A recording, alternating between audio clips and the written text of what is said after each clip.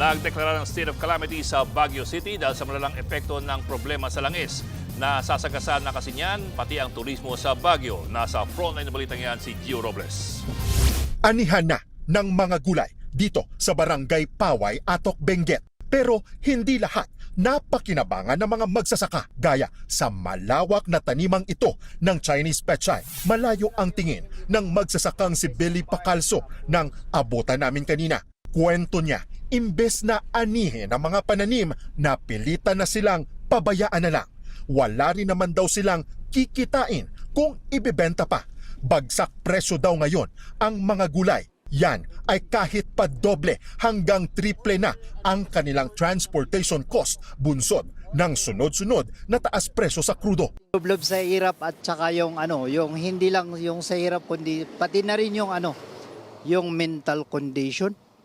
Kasi that's the paano ka makakabangon, paano ka magsimula.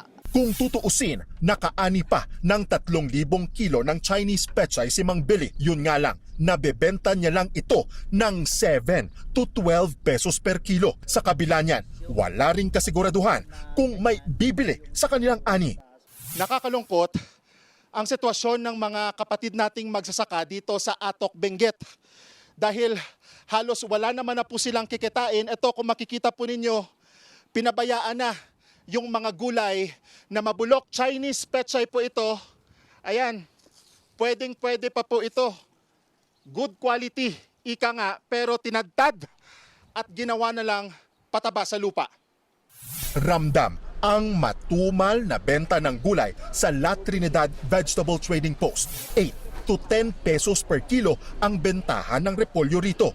20 pesos naman sa kada kilo ng Korean radish at 25 hanggang 30 pesos per kilo sa iceberg lettuce. Naglalaro naman sa 20 hanggang 40 pesos ang kada kilo ng patatas, depende sa laki.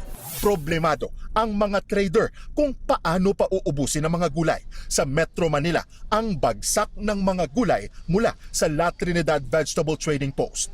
Ay na, sobrang hirap sir kasi walang mamimili. Kunti ang mamimili talaga. Kagaya nito tingnan mo sir, hindi pa nabibili yan. Ini-impake lang namin. Maghihintay kami ng bibili uli. Paliwanag ng mga trader, hindi naman sila agad-agad makapagtaas ng presyo dahil binabarat din sila umano ng mga middleman. So sir, ano nang mangyayari ngayon dito sir sa mga sirang gulay na ito? Yan, itatapon. Kung may mga hihingi, ipapahingi na lang. Ganun ang nangyayari.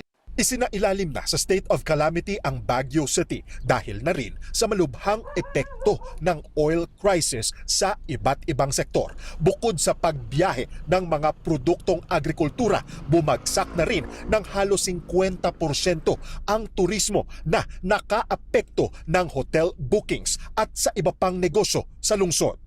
Nagbabalita mula sa Frontline, Gio Robles, News 5. Mga kapatid, Ed Lingaw po, maging maalam at may pakialam sa mga napapanahong balita sa ating bansa. Para sa mas malilimang pagtalakay at paghimay sa mga issue at headlines, mag-follow at mag-subscribe sa social media pages ng News 5.